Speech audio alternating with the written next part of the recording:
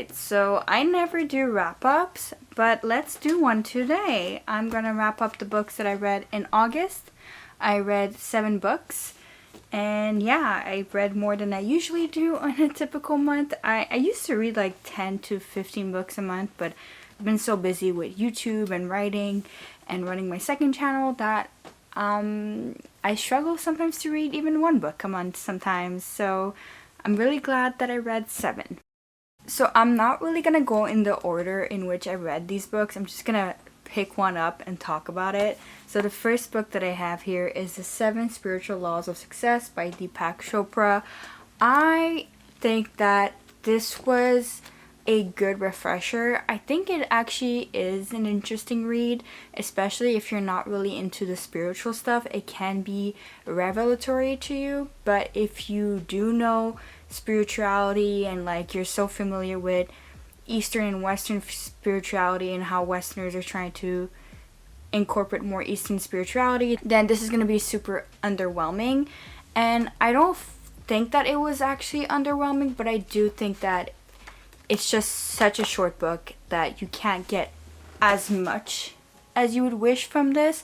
But at the same time, sometimes keeping things short is how we keep things impactful and how we remember things. So I guess you can make multiple arguments for is this useful or not. And I did like it. I did enjoy it. So yeah, it's just a quick reminder that life passes us by a flash, and that we have to just give and receive and live life to the fullest and to be present in our lives if we want to have a successful life, basically. Also, do you guys like my Cigarettes After Sex shirt? I just got it. I just went to their concert like 2 days ago. Fell in love. Loved them. Can't believe I finally got to see them after 7 years. So yeah, just wearing my concert shirt. Okay, so the next book that I have here is Travels Through the French Riviera by Virginia Johnson, and it's an artist's guide to the storied coastline from Menton to Saint-Tropez. And honestly, this travel guide is beautiful, and I've never seen a travel guide like this before. I love the artist's work, and I love how it's kind of like a survey. Like, it's not really detailed, but at the same time she gives good directions, advice, and like famous places to visit, such as museums and other places like hotels and stuff. And I love that every little town that she goes through, she has a detailed map of the town itself. So it actually helped me a lot for the novel that I'm writing set in the French Riviera, because it gives you those visual cues that you need. And so yeah, there's general maps and there's little maps of all the different towns. So like Menton, Saint-Tropez, Saint-Paul-de-Vence, what else? Nice, obviously.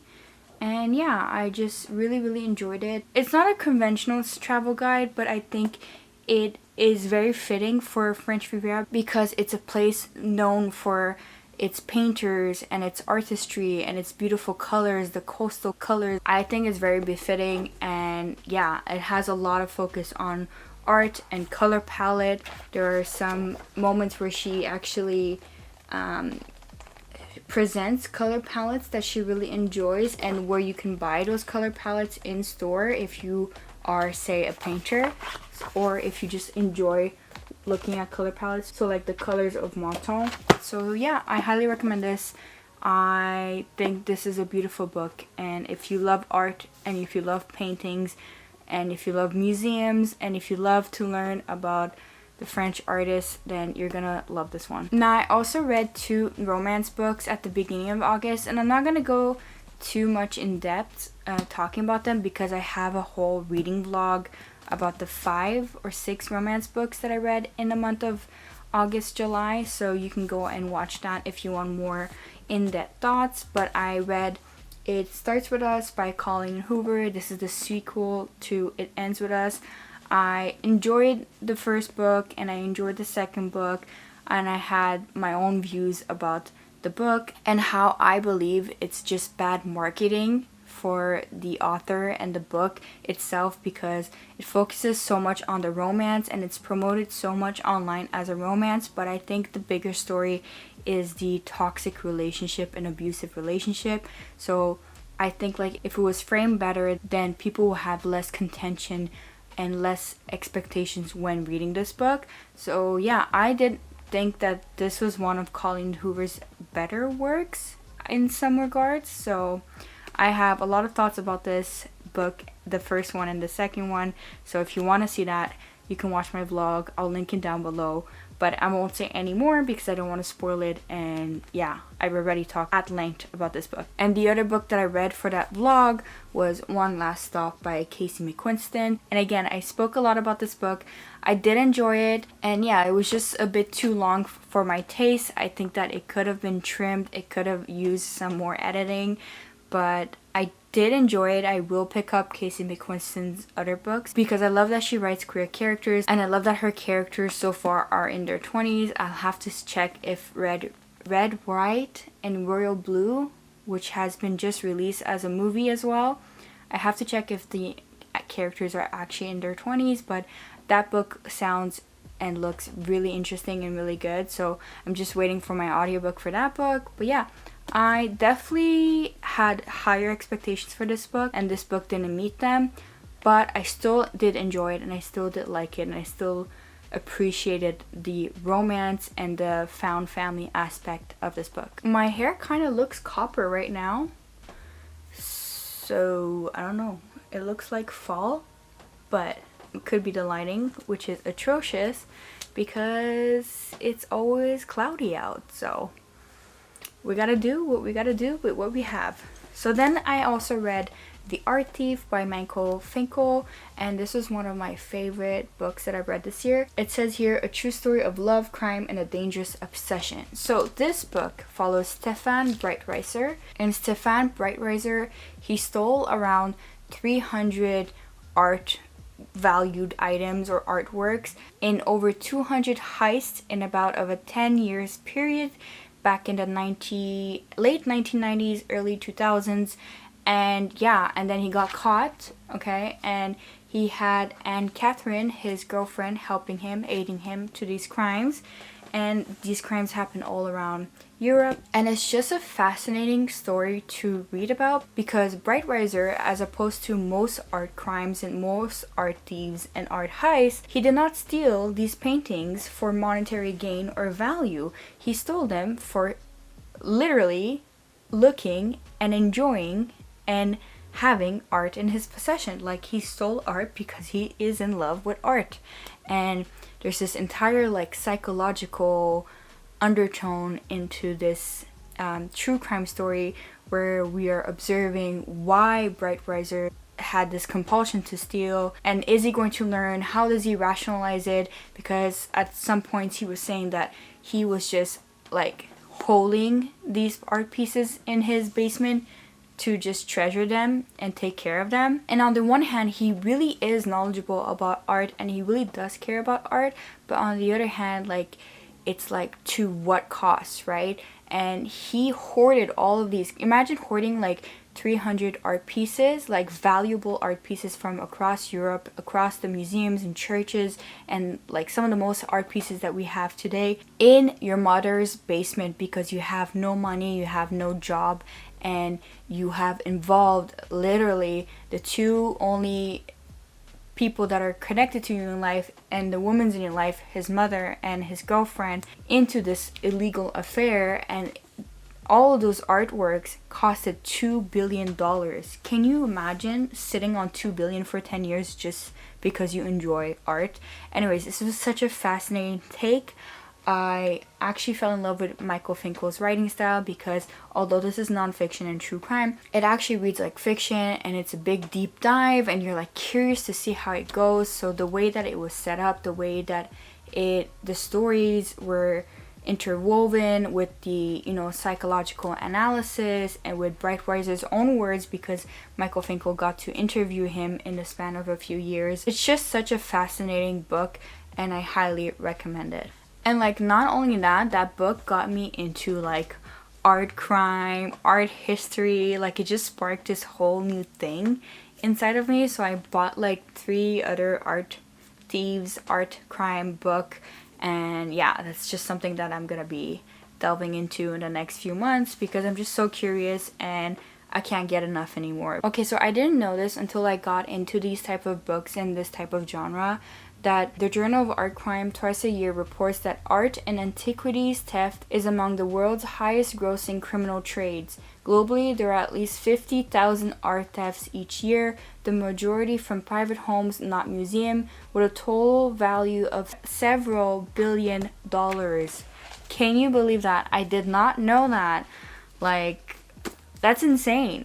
That's insane. No wonder we have a few books about heists and art crimes out there, because it's an ongoing thing. I definitely know a lot more now, and I could talk about this for like an hour, so I'll definitely make a art crime art documentary style video in the future.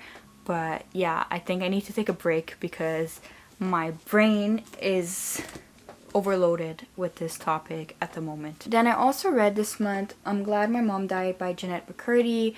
This was hard to read. It was really triggering for me personally, as someone who suffered from emotional abuse and as someone who suffered with eating disorders. And I think I read this at the wrong time in my life, when I was suffering from both at the same time. So highly do not recommend picking this up if you're not in the right space, headspace, and etc. And again, this touches on something that I'm very critical of, and it's the abuse and mistreatment of children, and of like, well, in this case it's children in the entertainment industry. But for me personally, I think that parents and society does a horrible job at protecting children and children's rights. And it's just so sad, because a lot of what happens in childhood ends up transpiring in adulthood, and like that's where cycles take place and they continue and they regenerate. And I think that we see a lot of that in this book in some ways. I really feel for Jeanette McCurdy. I do also have some negative critiques to say, especially at this one chapter. However, I will be filming an in-depth video about celebrity memoirs, especially female celebrity memoirs, that has to do around body and body image and whatnot. So I'm gonna reserve that for that video. And I still need my time to process this book because it's been really hard. I tabbed some passages, and I just like, I feel for Jeanette McCurdy, I really do. And I really hope that she will find the peace that she needs, okay? I do think the title is very sensationalized, and I am starting to think like, I can understand how some people are offended by the title if they have good relationship with their parents. I feel like in some ways it's the same argument that I have with the It Starts With Us, It Ends With Us books by Colleen Hoover, and it's that people that have not experienced that kind of abuse and trauma will not understand the content, or can understand but with this limited view of their own life and their own upbringing.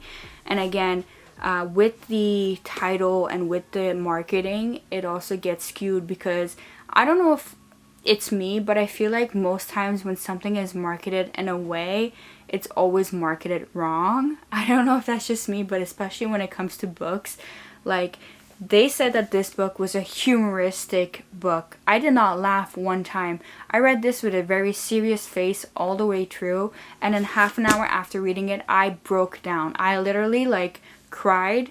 There's an old vlog of me like reading this inside one of my regular vlogs, and like I broke the hell down, okay? I didn't find this funny at all, and I think the marketing again kind of sucked, okay? Like, I get it, we have to market things to get people involved, get people interested, but at what cost, right? So, I don't know. That's my opinion about that. So I'm definitely not saying that I hated or I disliked this book. I really liked this book. I found it very important and very refreshing to read, especially with how truthful and vulnerable Jeanette McCurdy was. But yeah, I have my criticisms, I have my thoughts and ideas that I'm going to express in a longer video, because or else it'd be too long for this video. Now, something along the same lines, I also finished Brain Over Binge by Katherine Hanson. I've been reading this for a year, and I was like about 60 pages in, and then I read the rest, like the whatever 200 or so pages that I had left. Tabbed this a lot. I found this book very insightful, interesting, and It gave me insight that I never had before around binge eating disorder and how to recover. And I mean, this author was also bulimic, so that in that regards, I don't relate to that. I mean, I had a bulimia phase at some point when I was younger, but it wasn't something that I struggled with. But binge eating and anorexia is something that I struggled with more, and something that I'm currently recovering from right now. So yeah, it was insightful. Again, I'm not going to be talking much about this book because I'm going to be making a full in-depth video for my second channel where I go through my tabs and what I thought about this book, what did I learn, do I agree, do I disagree, do I recommend it, etc. So I'm going to be linking that video down below whenever I get that done, probably in the next week or so. So bear with me. If you're suffering right now from an eating disorder, I just want to say that I love you so much. And it is hard, and a lot of people might not understand it, and you need to figure out what works for you and helps you to get out of that mindset, because a lot of it is mindset and conditioning, and it's really hard. It's not something for me personally. I don't wake up one day and I'm like, I'm cured. I never will think about food and about weight and stress about all these things. And I am dreaming of the day where I'm liberated from being plagued by thoughts about food and weight and diet and how I look and body dysmorphia. So if you are interested in these type of topics, and most importantly, if you're in the right headspace to discuss and see recovery and weight loss video content, then you can always look at my second channel, which is what I'm focusing on right now. But if you're not, please take care of your mental health first. Reach out for help and support, and know that you're not alone, and that it does get easier over time, and it can be worked through, and you can recover. And yeah, we got this, okay? I know this is not the topic of this video, but since I read 2 books that are very heavy in eating disorder and eating disorder recovery, I thought I'd mention that here as well, because obviously what you read is also part of your life, right? So I figured, why not? And yeah, just wanted to show my support, and for those who watch me on this channel to know that you're not alone, and I feel you, I understand you, and it's a safe space to talk about these things and recommend books that can help especially. So yeah, hopefully in the next few months I'm going to read some better books about eating disorder recovery. But yeah, those are the 2 that I read finally, because I'm in a better headspace than I was in the last year and a half, 2 years. So I'm glad that I got to read them. Although I did find Jeanette McCurdy's memoir very triggering for me personally, and it's not just because of the eating disorder, it's about other things like childhood trauma, OCD, substance abuse, so it covered a lot in there. So please be warned if you are going to pick that book up. Okay, so those were the 7 books that I read in August. What did you read in August? What are some of your favorite books that you've read in August? And what are some books that you're excited to read come September and in the fall time? I would love to know. That's gonna be my next few videos, fall related videos, September TBR, etc. So I hope to see you on those videos as well. As always, I hope that you're following your dreams. I hope that you're reading good books and writing good books if you like to write. I hope that you're creating the life of your dreams. I hope that you're creating beautiful creations, and I'll see you on the next video. Bye!